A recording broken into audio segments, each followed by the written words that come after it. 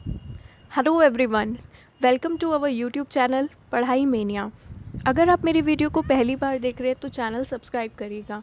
आज हम आपके साथ बैंकिंग के कुछ इंपॉर्टेंट एमसीक्यूज़ को डिस्कस करेंगे। ये बैंकिंग एमसीक्यूज़ आपके हर एग्ज़ाम के लिए बहुत इंपॉर्टेंट है, स्पेशली वहाँ पे जहाँ पे आप जीआईसी की प्रिपरेशन कर रहे हैं। जीआईसी कॉमर्स हो गया, टीजीटी पीजीटी हो गया, वहाँ पे ये क्वेश्चंस आपके लिए बहुत ज़्यादा इम्पॉर्टेंट रोल प्ले करेंगे। ठीक है, और चलिए वीडियो को स्टार्ट करते हैं। आज का जो टॉपिक है वो है टॉप 10 बैंकिंग एमसीक्यूज़। हम टॉप 10 बैंकिंग एमसीक्यूज़ को डिस्कस करेंगे। ये जनरल नॉलेज के लिए भी आपके लिए बहुत इंपॉर्टेंट वीडियो हो सकती है। चलिए, पहला क्वेश्चन क्या है? Credit is controlled by. Credit कौन कंट्रोल करता है? अगर बात करें कि क्रेडिट को कंट्रोल करने का काम किसका है, तो राइट आंसर होगा RBI, reserve bank of India, क्योंकि आरबीआई का काम क्या होता है? क्रेडिट कंट्रोल करना। बट यहीं पे अगर आपसे ये पूछ ले क्वेश्चन में कि आरबीआई का मेन काम क्या होता है, मेन फंक्शन क्या होता है, तो आप क्या बोलोगे? आरबीआई का जो मेन फंक्शन होता है वो होता है, इसको मैं थोड़ा सा यहाँ पे बताती हूँ, थोड़ा सा जगह लेके। अगर आपसे पूछा जाए आरबीआई का मेन फंक्शन क्या होता है, तो आप क्या बोलोगे? आरबीआई का जो मेन फंक्शन होता है वो होता है नोट इशू करना। ये आरबीआई का सबसे बड़ा काम होता है। और आरबीआई क्रेडिट को कैसे कंट्रोल करता है? बहुत सारे मेजर्स हैं, लाइक बैंक रेट है, सीआरआर है, एसएलआर है, और बहुत सारी चीज़ें हैं, ओपन मार्केट ऑपरेशंस हैं। इनके थ्रू जो है वो आरबीआई क्रेडिट कंट्रोल करने का काम करता है। और अगर हम आरबीआई के बारे में बात करते हैं तो आरबीआई को कब इस्टेब्लिश किया गया था? आरबीआई को इस्टेब्लिश किया गया था 1 अप्रैल 1935 को। आरबीआई को इस्टेब्लिश किया गया था 1 अप्रैल 1935 को। और आरबीआई का हेडक्वार्टर कहाँ पे है? मुंबई में है। चलिए नेक्स्ट क्वेश्चन पे चलते हैं। In which account bank does not provide cheque facility? किस अकाउंट में बैंक जो है वो चेक फैसिलिटी नहीं प्रोवाइड करता है? कौन सा ऐसा खाता होता है जिसमें बैंक जो है वो चेक की फैसिलिटी नहीं देता है? तो देखते हैं इसके options. Saving account, fixed deposit account, current account, या नन ऑफ दीज।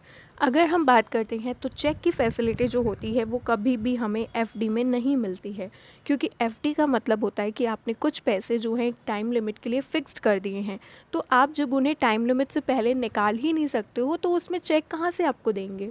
चेक आपको मिलता है सेविंग के लिए भी मिलेगा और करंट के लिए भी मिलेगा। लेकिन इसका जो राइट आंसर होगा वो होगा fixed deposit account. Fixed deposit account का मतलब कि आपकी जो अमाउंट है वो कुछ टाइम लिमिट के लिए फिक्स्ड हो चुकी है और बिफोर ड्यू डेट आप इसे नहीं निकाल सकते, या एक पर्टिकुलर टाइम पीरियड से पहले आप इसे नहीं निकाल सकते। और अगर इन केस ऐसी सिचुएशन आती है नीड की तो आप इसे विड्रॉ कर सकते हो, बट आपको थोड़ा सा नुकसान झेलना पड़ेगा। तो फिक्स्ड डिपॉजिट अकाउंट इसका क्या हो जाएगा? Right answer. अब हम बात करते हैं in which year State Bank of India is established. SBI को कब इस्टेब्लिश किया गया था? तो इसका जो राइट आंसर है वो होगा 1955। एसबीआई को हम पहले किस नाम से जानते थे, ये भी आपके लिए बहुत इंपॉर्टेंट है। देखिए, एसबीआई को हम पहले जानते थे इम्पीरियल बैंक के नाम से, बाद में इसका नाम क्या कर दिया गया? एसबीआई कर दिया गया। और अगर हम एसबीआई के बारे में बात करते हैं तो इसका हेडक्वार्टर कहाँ पे है? इसका हेडक्वार्टर है मुंबई में। ये आपके लिए बहुत ज़्यादा इम्पॉर्टेंट है। और एसबीआई जो था वो पहले इम्पीरियल बैंक के नाम से जाना जाता था, फिर 1955 में 1 जुलाई 1955 को इसका नाम एसबीआई कर दिया गया। एसबीआई का हेडक्वार्टर क्या है? मुंबई है। और प्रेजेंट में इसके चेयरमैन कौन है? दिनेश कुमार खारा। चलिए नेक्स्ट क्वेश्चन पे चलते हैं। In India 1 rupee coin is minted by. India में जो 1 रुपये का कॉइन होता है, 1 रुपये का जो सिक्का होता है, उसको कौन मिंट करता है? तो पहला है commercial bank, regional rural bank, central bank of India, government of India. तो इसका जो राइट आंसर होगा वो होगा गवर्नमेंट ऑफ इंडिया। इसका राइट आंसर क्या होगा? Government of India. क्यों गवर्नमेंट ऑफ इंडिया? क्योंकि 1 रुपये का जो कॉइन होता है उससे हमारी सरकार मिंट करती है। आरबीआई जो है वो नोट इशू का काम करता है, लेकिन 1 रुपये का काम जो होता है वो गवर्नमेंट ऑफ इंडिया का होता है। इसे आप स्पेशली अपने माइंड में ध्यान रखिएगा, क्योंकि ये कन्फ्यूज़ करने के लिए आपको हो सकता है। नेक्स्ट है UTI was establish in. Another बहुत इंपॉर्टेंट क्वेश्चन है कि यूटीआई कब इस्टेब्लिश किया गया था? तो यूटीआई जिसकी फुल फॉर्म क्या है, यूटीआई की फुल फॉर्म यहाँ पर मैं लिख रही हूँ, unit trust of India. UTI की जो स्थापना की गई थी वो की गई थी 1964 को। कब की गई थी? 1964 को, इससे भी ध्यान रखिएगा। नेक्स्ट चलते हैं, Narasimham committee issued guidelines for. Narasimham committee जो है वो किसके लिए गाइडलाइंस को इशू करने का काम करती है? तो जो नरसिंघम कमेटी है वो इशू करती है गाइडलाइंस बैंकिंग के लिए। तो ये भी बहुत इंपॉर्टेंट क्वेश्चन था, नरसिंघम कमेटी वाला, और एक यूटीआई कब इस्टेब्लिश हुआ, और एक 1 रुपी कॉइन। ये 3 क्वेश्चंस आपके लिए बेसिक लेवल के लिए भी बहुत ज़्यादा ज़रूरी हैं। Banking companies act was passed in, another very important question, banking company act जो था उसे कब पास्ड किया गया था? 1949 को। एक और चीज़ यहाँ पे ध्यान रखिएगा कि जो आरबीआई इस्टेब्लिश हुआ था वो कौन से एक्ट के थ्रू हुआ था? आरबीआई एक्ट 1934 के थ्रू। ये भी आपके लिए बहुत इम्पॉर्टेंट है। चलिए next, nationalisation was firstly done in. सबसे पहले नेशनलाइजेशन कब किया गया था? 1975 में, 1980 में, 1947 में, या 1968 में?